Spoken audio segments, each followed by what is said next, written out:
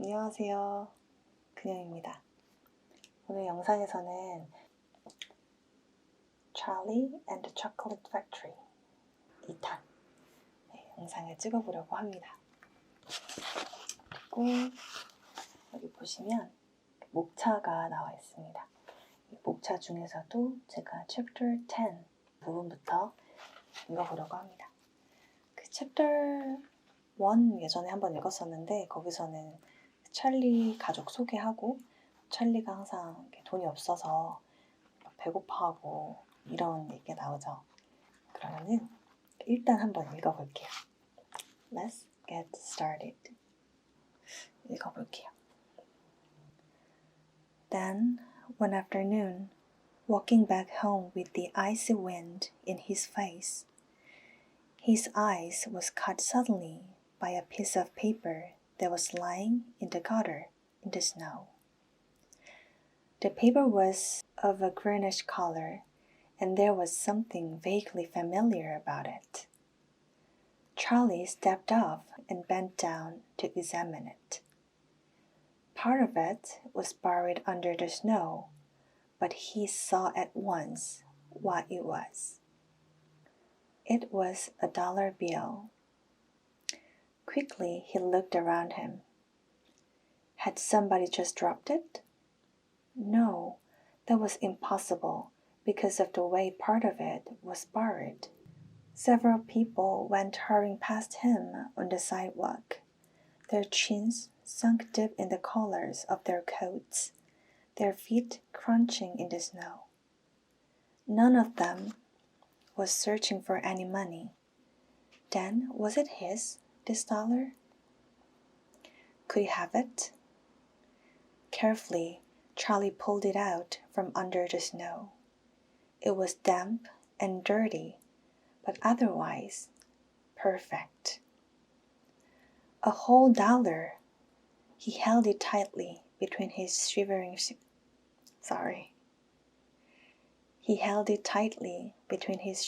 fingers, gazing down at it. It meant one thing to him at the moment, only one thing. It meant food. Automatically, Charlie turned and began moving toward the nearest shop. It was only 10 paces away.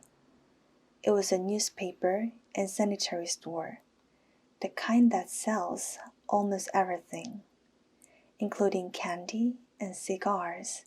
And what he would do, he whispered quickly to himself. He would buy one luscious bar of candy and eat it all up, and the rest of the money he would take straight back home and give it to his mother.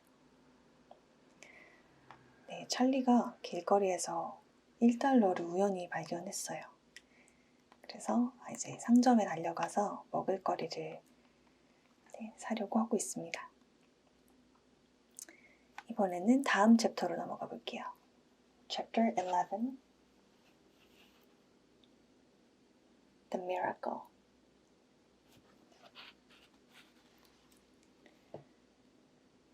Charlie entered the store and laid the damp dollar bill on the counter. One Wonka's Whipple Scrumptious Fudge-Mellow Delight, he said, remembering how much he had loved the one he had on his birthday. The man behind the counter looked fat and well-fed. He had big lips and fat cheeks and a very fat neck. The fat around his neck bulged out all around the top of his collar like a rubber ring. He turned and reached behind him for the candy bar, then he turned back again and handed it to Charlie. Charlie grabbed it and quickly tore off the wrapper and took an enormous bite. Then he took another and another.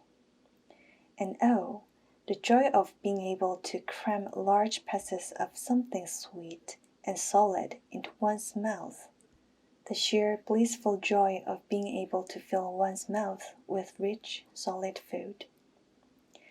You look like you wanted that one, Sonny, the shopkeeper said pleasantly. Charlie nodded, his mouth bulging with chocolate. The shopkeeper put Charlie's change on the counter. "Take it easy," he said. "It will give you a gut ache if you swallow it like that without chewing." He couldn't stop. And in less than half a minute, the whole thing had disappeared down his throat. He was quite out of breath, but he felt marvelously, extraordinarily happy. He reached out a hand to take the change. Then he paused. His eyes were just above the level of the counter. They were staring at the little silver coins lying there. The coins were all dimes. There were 9 of them altogether. Surely it wouldn't matter if he spent just one more.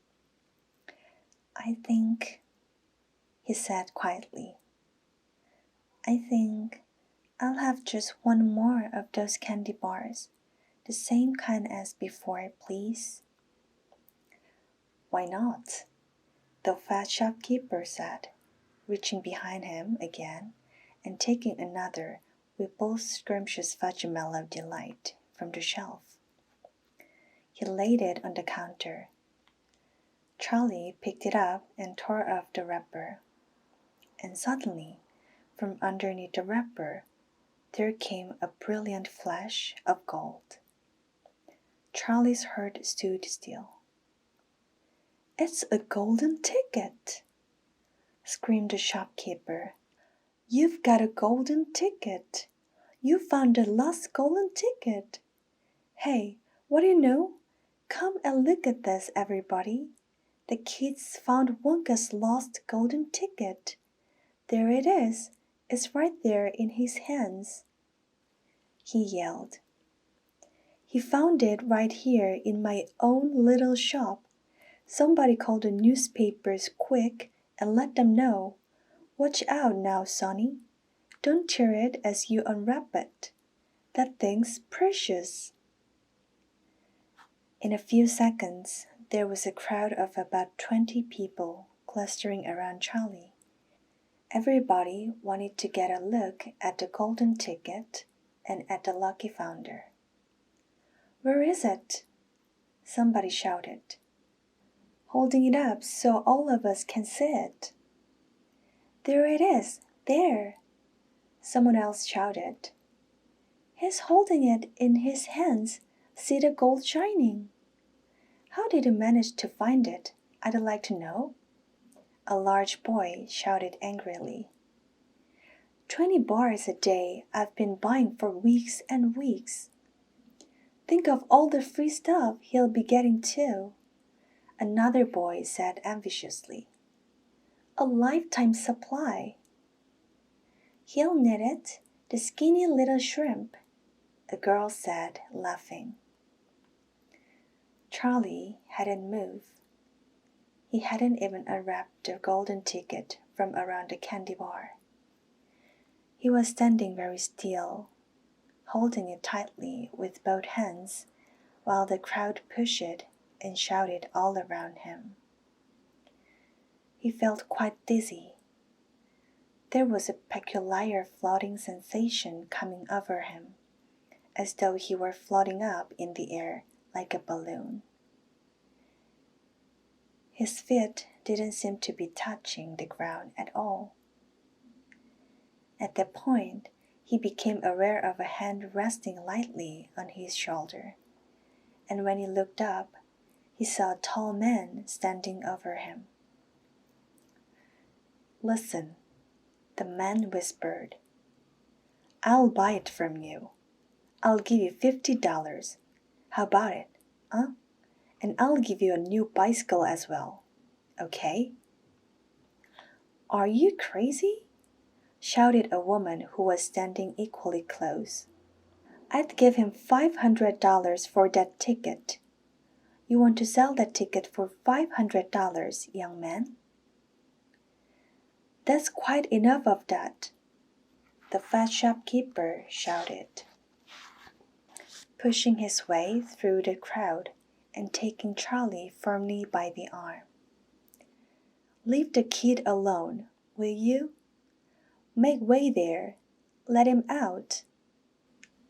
And to Charlie, as he led him to the door, he whispered, "Don't you let anybody have it.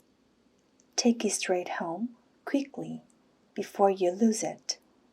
Run all the way and don't stop till you get there. You understand?" Charlie nodded. "You know something?" the fat shopkeeper said, pausing a moment and smiling at Charlie. "I have a feeling you needed a break like this. I'm awfully glad you got it. Good luck to you, Sonny." "Thank you," Charlie said, and off he went, running through the snow as fast as his legs would go. And as he flew past Mr. Willy Wonka's factory, he turned and waved at it and sang out, "I'll be seeing you. I'll be seeing you soon." And 5 minutes later, he arrived at his own home. 네, 오늘은 이렇게 찰리가 마지막 5번째 골든티켓을 찾은 장면까지 함께 읽어보았습니다. 그동안 이 파트 2를 읽어달라는 요청을 해주신 분이 굉장히 생각보다 많았는데 드디어 읽어드릴 수 있어서 죄송하고 감사합니다. 기다려주셔서. 그러면은 좋은 밤 되시기 바라고, 제가 지금 이 영상을 찍는 요일이 일요일이어서요. 혹시 일요일에 보시는 분들이 계시다면 한 주 잘 마무리하시기 바라고, 또 아니시더라도 하루를 잘 마치셨으면 좋겠습니다. 오늘도 keep swimming, sweet dreams.